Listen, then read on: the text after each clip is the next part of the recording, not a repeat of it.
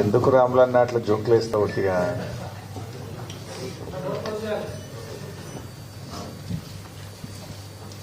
మిత్రులందరికీ నమస్కారం. ఈరోజు ఒకవైపు భారతదేశంలో దేశం కోసం మన సైనికులు సరిహద్దుల్లో యుద్ధం చేస్తూ ఉన్నారు.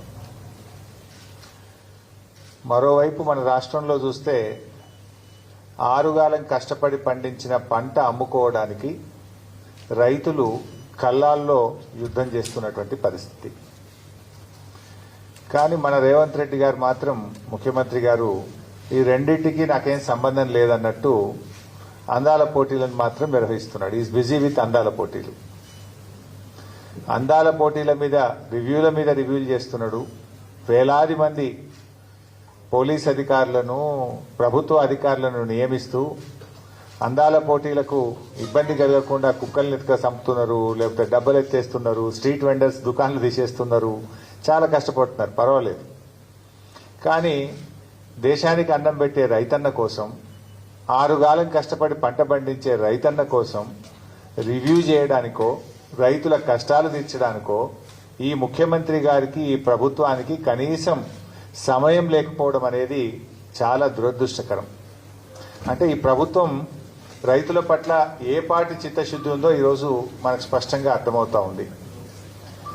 ధాన్యపు రాశులను గాలి కొదిలేసి అందాల పోటీలతో అందాల రాశుల చుట్టూ ఈ ముఖ్యమంత్రి గారు, ఈ ప్రభుత్వం అంతా కూడా తిరుగుతూ ఉంది.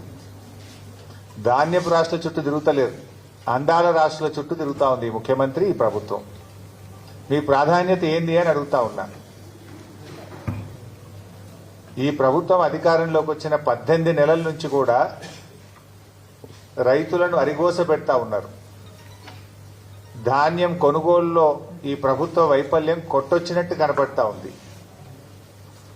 ఈ సంవత్సరం ఏం చెప్పారు? 70 లక్షల మెట్రిక్ టన్నుల వడ్లు యాసంగి పంటలో కొంటామన్నారు. ఇవాళకి 40 లక్షల మెట్రిక్ టన్నులు దాటలేదు. రైతులకు దాదాపు 4,000 కోట్ల రూపాయలు బకాయి పడ్డది ప్రభుత్వం. అంటే కొన్నటువంటి వడ్లకు 48 గంటల్లోనే డబ్బులు ఇస్తామని ఉత్తమ్ కుమార్ రెడ్డి గారు ప్రగల్భాలైతే బాగా పలుకుతా ఉన్నారు. 48 గంటలు కాదు కదా, 10 రోజులైనా కూడా ప్రభుత్వం కొన్న ధాన్యానికి రైతులకు డబ్బులు పడడం లేదు.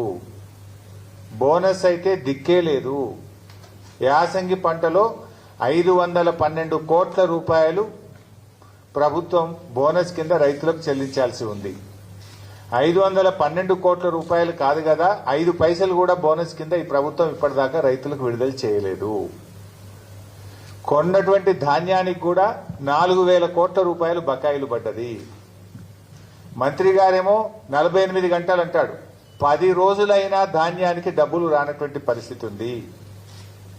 అమ్ముకోవడానికి తిప్పలే, అమ్మిన తర్వాత డబ్బులు రావడానికి కూడా రైతులు ఆ కార్యాలయాల చుట్టూ తిరుగుతూ తిప్పలు పడుతున్న పరిస్థితి ఉంది. కొనుగోలు కేంద్రాలకు వచ్చి కొనుగోలు కేంద్రాల్లో రోజుల తరబడి ఎదురు చూస్తున్నటువంటి పరిస్థితి.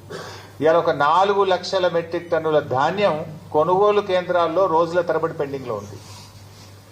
కొన్నటువంటి ధాన్యం 1 లక్ష మెట్రిక్ టన్నులు మిల్లులకు పంపడానికి లారీలు లేక, మిల్లులు దించుకోక 1 లక్ష మెట్రిక్ టన్నులు మధ్యలో మిగిలిపోయింది. అంటే ఎంత ఉదాసీనంగా ఈ ప్రభుత్వం ఉంది, రైతుల పట్ల ఎంత నిర్లక్ష్యంగా ఈ ప్రభుత్వం వ్యవహరిస్తుందనడానికి ఇది స్పష్టమైనటువంటి ఉదాహరణ. అంటే పెట్టుబడి సాయం అందించడంలో జాప్యం. మీకు తెలుసు, వానకాలం రైతు బంధు అయితే కొట్టిండ్రు. యాసంగి రైతు బంధు ఇవాళకి 3 ఎకరాలకు కూడా వేయలేదు. ఇవాళ గౌరవనీయులైన ఉప ముఖ్యమంత్రి గారు చాలా గొప్పగా చెప్పేసిండు.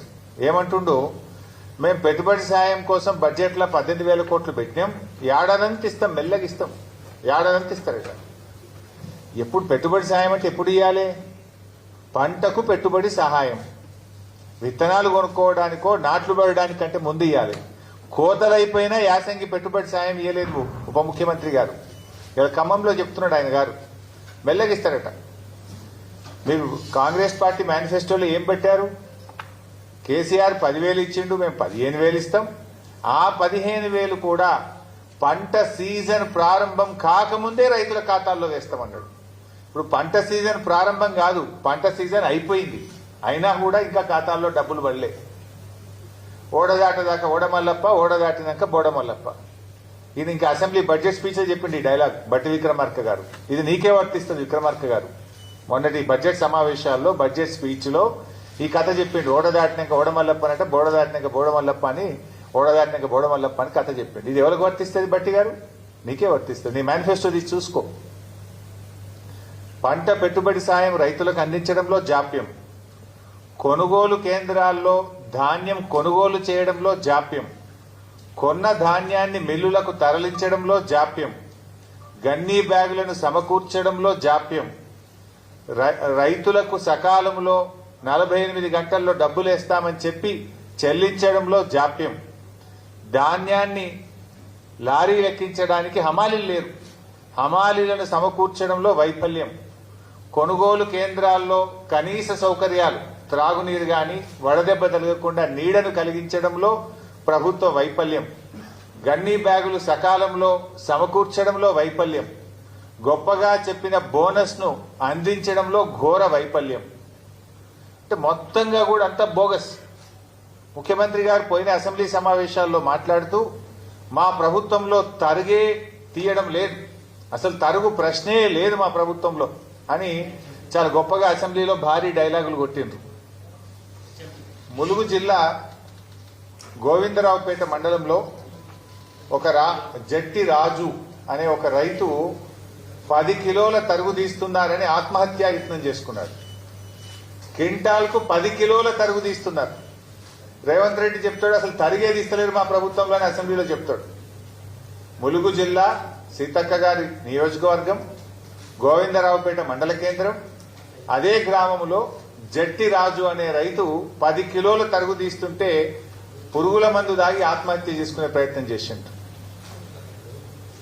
ఇవాళ రాష్ట్ర వ్యాప్తంగా కూడా మీరు చూస్తే ఇవాళ రాష్ట్ర వ్యాప్తంగా చూస్తే తాలు తరుగు పేరుతో రైతులకు అన్యాయం జరుగుతుందని చెప్పి ఇవాళ అనేక చోట్ల ధర్నాలు జరుగుతూ ఉన్నాయి.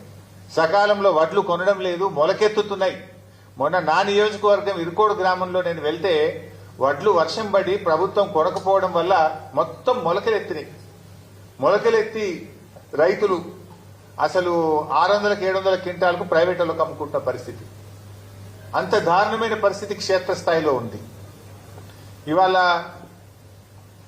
కొనుగోలు కేంద్రంలో కొన్న వడ్లు కూడా సకాలంలో తరలించక సంచులు తడిచిపోతున్నాయి. 3-4 రోజులు కొనుగోలు కేంద్రంలో, అసలు వారం 10 రోజులు అవుతుంది, కొన్నాక కూడా 3-4 రోజుల దాకా మిల్లులు దించుకోవడం లేదు.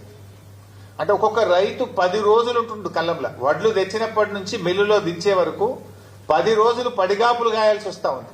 మరి బాయికాడ బర్రేం కావాలి, దుడ్డేం కావాలి, మళ్ళీ వానకాలం వర్షాలు పడుతున్నాయి, వర్షాకాలానికి రైతు సమాయత్తం కావాలన్నా వద్దా?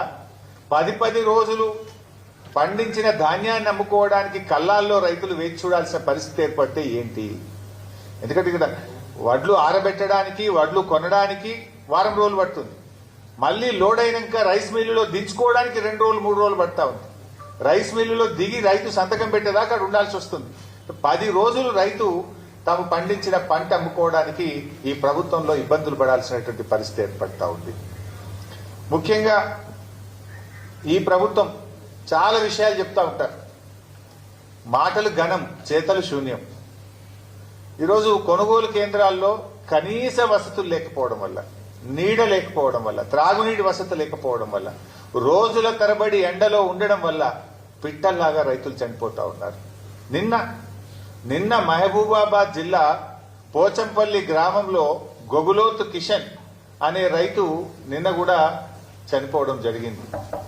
ఇలా గొగులోత్ కిషన్ ఎందుకు చనిపోయిండు? రోజుల తరబడి అక్కడ ఉండి గొగులోత్ కిషన్ రోజుల తరబడి ఆ పంట అమ్ముకోవడానికి కొనుగోలు కేంద్రంలో ఉండి తీవ్రమైన వడదెబ్బకు లోనైపోయి గొగులోత్ కిషన్ గారు నిన్న మహబూబాబాద్ జిల్లాలో చనిపోవడం జరిగింది. అదేవిధంగా 15 ఏప్రిల్లో జగిత్యాల జిల్లాలో ధారూరు గ్రామంలో వడదెబ్బ దాకి జలపతి రెడ్డి అనేటువంటి రైతు కొనుగోలు కేంద్రంలోనే వడ్ల కుప్ప మీదనే చనిపోయినటువంటి పరిస్థితి. అదేవిధంగా ఏప్రిల్ 21వ తేదీ మహబూబాబాద్ జిల్లా తొర్రూరు గ్రామంలో ప్రేమలత గారు మహిళా రైతు హనుమాన్ల ప్రేమలత గారు మహిళా రైతు వడదెబ్బ తగిలి తొర్రూరులో వారు వడ్ల కుప్ప మీదనే చనిపోయినటువంటి పరిస్థితి. అదేవిధంగా నెల్లుకుదిరి మండలం మదనతుర్తి గ్రామంలో బిర్రు వెంకన్న చూడండి వడ్ల మీదనే బిర్రు వెంకన్న అనే రైతు వడ్ల మీదనే చనిపోయినటువంటి పరిస్థితి. ఎండ దెబ్బ తగిలి కళ్ళంలోనే తాను ఆరుగాలం కష్టపడి పండించిన పంట మీద ధాన్యం మీదనే చనిపోయినటువంటి బిర్రు వెంకన్న దృశ్యం ఇది. అదేవిధంగా మన జనగామ నియోజకవర్గం చేర్యాల మండలంలో ఆకునూరి గ్రామంలో చింతకింది హనుమయ్య అనేటువంటి రైతు అక్కడే కళ్ళంలోనే మరి ధాన్యం అమ్ముకోవడానికి వచ్చి అక్కడే చనిపోవడం జరిగింది. అంటే ఈ రకంగా ధాన్యపు రాశులే సాక్షిగా కొనుగోలు కేంద్రాల్లోనే రైతు మరణాలు జరుగుతూ ఉంటే ఈ ప్రభుత్వానికి చీమ గుట్టినట్టు కూడా లేదు. ఈ మరణాలు సహజ మరణాలు కావు, ఇవి రేవంత్ రెడ్డి ప్రభుత్వం యొక్క నిర్లక్ష్యం వల్ల జరిగినటువంటి మరణాలు. ఈ మరణాలకు రాష్ట్ర ప్రభుత్వమే బాధ్యత వహించాలి. ఈ రైతులకు ఒక్కొక్కరికి 25 లక్షల ఎక్స్గ్రేషియా ఇచ్చి ఆ కుటుంబాలను ఆదుకోవాలని చెప్పి నేను ప్రభుత్వాన్ని డిమాండ్ చేస్తా ఉన్నా. ఎందుకంటే ఇవి సహజ మరణాలు కావు, ఒక రకంగా చెప్పాలంటే ఇవి ప్రభుత్వ హత్యలు, ప్రభుత్వ నిర్లక్ష్యం వల్ల జరిగినటువంటి మరణాలు. గతంలో బీఆర్ఎస్ ప్రభుత్వం మీద దుమ్మెత్తి పోసినటువంటి కాంగ్రెస్ నాయకులు ఇవాళ ఎందుకో కళ్ళాల కాడికి పోతలేరు. ఆనాడు బీఆర్ఎస్ ప్రభుత్వంలో అన్ని చక్కగా జరుగుతుంటే కూడా మా మీద బురద జల్లాలని కళ్ళాల్లోకి వెళ్లి నానా యాగి చేసినారు. ఇవాళ ముఖ్యమంత్రి పట్టించుకోడు, మంత్రులు కళ్ళాల కాడికి పోరు, ఎక్కడ రివ్యూ చేయడానికి వీళ్ళకి టైమే దొరకలేదు. రైతులంటే వీళ్ళకి ప్రేమే లేదు ఈ ప్రభుత్వానికి. అంటే రైతుల పట్ల కాంగ్రెస్ ప్రభుత్వం చూపుతున్నటువంటి నిర్లక్ష్యం ఇవాళ వారి ప్రాణాల మీదకి వచ్చినటువంటి పరిస్థితి. ప్రభుత్వం అసలు రివ్యూ లేకుండా మొద్దు నిద్రపోతున్నటువంటి పరిస్థితి. ముఖ్యంగా ఇవాళ ఈ ప్రభుత్వం ఏ విషయంలో మీరు రైతుల విషయంలో గమనిస్తే వానకాల ముఖ్యమంత్రి ఏమో ఈజ్ బిజీ విత్ అందాల పోటీల రివ్యూలు. ఎక్కడ పెట్టా ఆ రివ్యూ కూడా police command and control room లో ఆ పోలీసు వాళ్ళని కూడా పనిచేసుకోనియకుండా సెక్రటరేట్ ఓడిన గారు అయితే జూబ్లీ హిల్స్ ప్యాలెస్ లేకపోతే పోలీస్ కమాండ్ కంట్రోల్ రూమ్.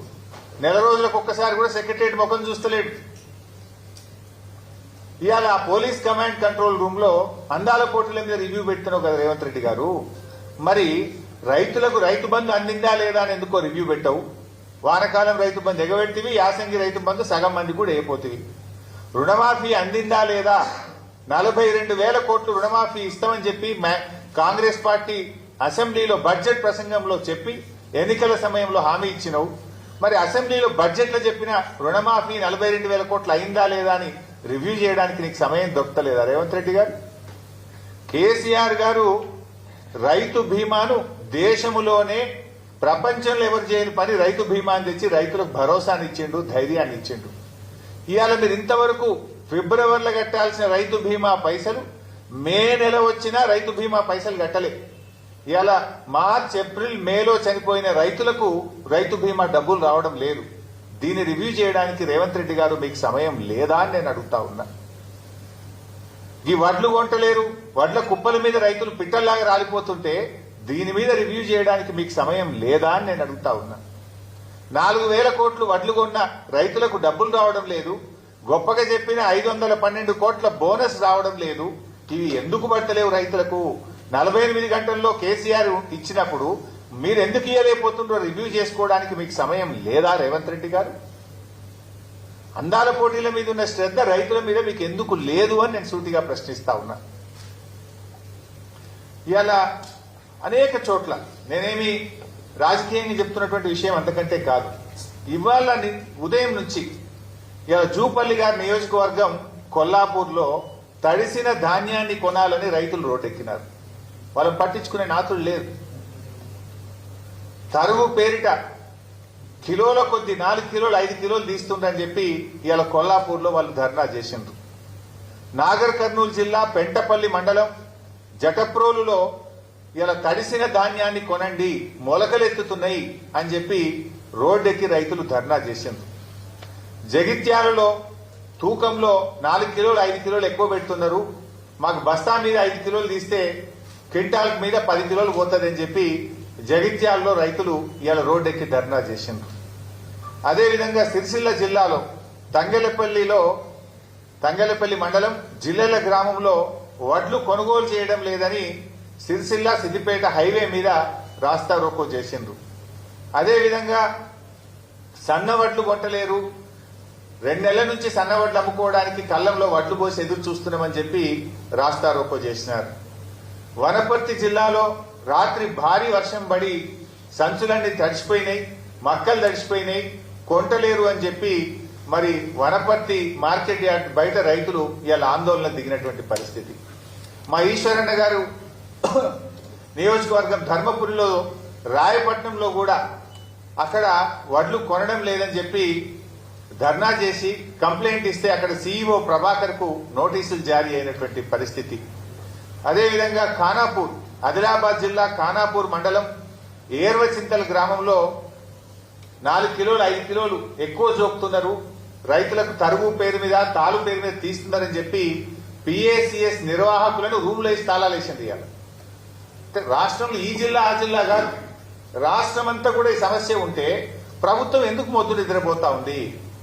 ఏదో అంటే చూడు, రోమ్ దగ్గరబడుతుంటే ఫీడేలు వాయించుకున్న నీరో చక్రవర్తి లాగా రైతులు చనిపోతుంటే, రైతులు ఆత్మహత్య చేసుకుంటే, రైతులు రోజుల తరబడి పడిగాపులు కాస్తుంటే, రైతులు ఎండకు ఎండి వానకు తడిచిపోతుంటే మన ముఖ్యమంత్రి రేవంత్ రెడ్డి గారు ఏదో జూబ్లీ హిల్స్ ప్యాలెస్ చక్రవర్తి గారు మాత్రం అందాల పోటీల రివ్యూలు, ఢిల్లీ ట్రిప్పుల్లో బిజీగా ఉన్నారు. ఇదా రైతుల పట్ల మీకు ప్రేమ? మీకు ఓట్లేసి మిమ్మల్ని అధికారంలోకి తెచ్చి మిమ్మల్ని నమ్మి నువ్వు ఒకటే నాడు 2 లక్షల పైన రుణమాఫీ చేస్తా అని, 15,000 రైతు బంధు ఇస్తా అని, అన్ని పంటలకు బోనస్ ఇస్తా అని, పంటల బీమా తెస్తా అని ఒక్కటన్నా వరంగల్ డిక్లరేషన్ లోని ఒక్కటన్నా నువ్వు అమలు చేసినవా రేవంత్ రెడ్డి అని నేను అడుగుతా ఉన్నా. రాహుల్ గాంధీ ఆయనే వచ్చి ఆ డిక్లరేషన్ ను వరంగల్లో విడుదల చేసిండు. ఆయన అడగడు, ఈయన అమలు చేయడు. రాహుల్ గాంధీ కూడా బాధ్యత ఉంటుంది కదా, అడగాల్సిన బాధ్యత మీ చేతిలో. రాహుల్ గాంధీ క్రెడిబిలిటీ ఏముంటుంది? రేపు రాహుల్ గాంధీ రేపు వచ్చి ఉపన్యాసం చెప్తాడు, వింటాడా? ఏమని నమ్మాలి? ఏమని చెప్తావు? వరంగల్ ఇచ్చిన హామీ ఒక్కటి అమలు చేయలే అని రాహుల్ గాంధీ ముందు క్షమాపణ చెప్పాలి. 7 అర్థమైంది, ఇంకెంతకాలం మోసం చేస్తారు? ఇచ్చిన హామీలు అమలు చేయమంటే రేవంత్ రెడ్డి గారు నన్ను ఢిల్లీకి పోతే చెప్పులు ఎత్తుకుపోయడం లెక్క చూస్తురు, నాకు అప్పు పుట్టలేదు అని రేవంత్ రెడ్డి గారు మాట్లాడతారు. ఇలా పరిస్థితి ఏంటంటే ఆఖరికి పాకిస్తాన్ నమ్మి అప్పిస్తున్నారు తప్ప రేవంత్ రెడ్డి నమ్మి కూడా అప్పిస్తలేదు. నిన్న కూడా పేపర్లు చూస్తే పాకిస్తాన్కి అప్పించినట్టు కనబడదు.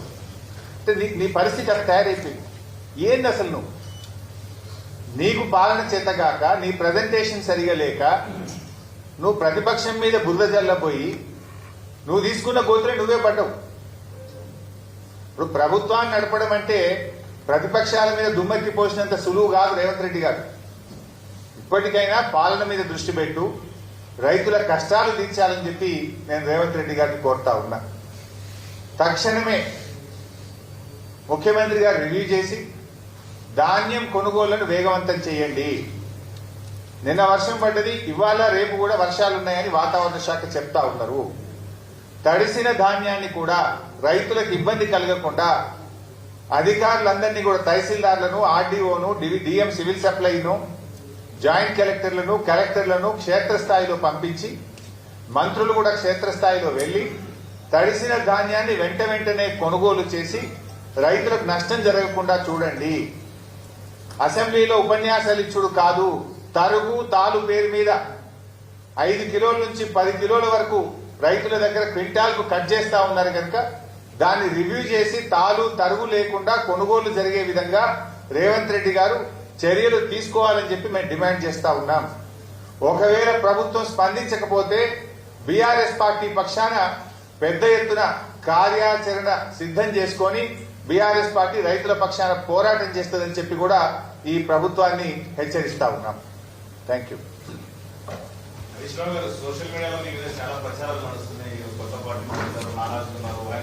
నేను ఇంత మంచిగా మాట్లాడితే నువ్వేంటి?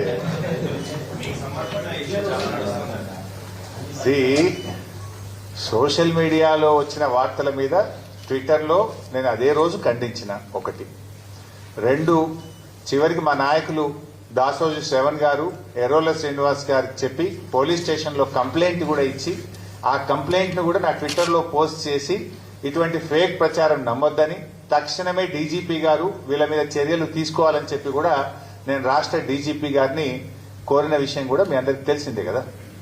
ఏం రగ్గారు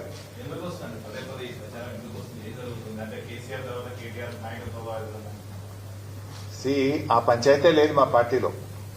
నేను చాలా సార్లు కూడా చెప్పాను, మీరందరూ కూడా చూసింటారు, ఒక్కసారి కాదు కొన్ని వందల సార్లు చెప్పుంటాను. ఇవాళ కేసీఆర్ గారు మా పార్టీ అధ్యక్షుడు, ఆయన యొక్క ఆదేశాలను తూచా తప్పకుండా పాటించే ఒక క్రమశిక్షణ కలిగిన కార్యకర్త హరీష్ రావు అని చెప్పిన. ఇది బహుశా వందల సభల్లో చెప్పిన, టీవీ డిస్కషన్స్ లో చెప్పిన, ప్రెస్ మీట్లలో చెప్పిన, చిట్చాట్ లో చెప్పిన, అనేక సందర్భాల్లో కూడా చెప్పిన. సో మీరు అన్నట్టు కేటీఆర్ గారికి నాయకత్వం అప్పచెప్తే స్వాగతిస్తాను, డెఫినెట్ గా ఐ కోఆపరేట్. ఒక కార్యకర్తగా హరీష్ రావు పార్టీ నిర్ణయాన్ని, కేసీఆర్ నిర్ణయాన్ని ఎప్పుడైనా శిరసా వహిస్తాడు తప్ప గీత దాటే వ్యక్తి కాదు.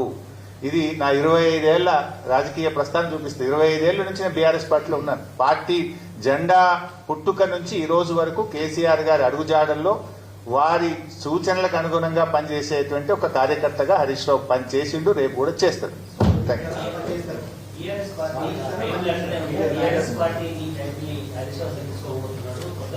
ఇవన్నీ చిల్లర ముచ్చట్లు బంద్ చేసి ఇంత స్పష్టంగా కుండబద్దలు కొట్టినట్టు నేను మాట్లాడుతుంటే మీరు ఈ ప్రశ్నలు ఏందో నాకైతే అర్థమైతలేదు. ఇంత కుండబద్దలు కొట్టినట్టు వందల సార్లు చెప్పినా మళ్ళీ ఈ రోజు కూడా చెప్పినా కదా. My leader is KCR. What ever KCR says Harish Rao will follow it. That's all.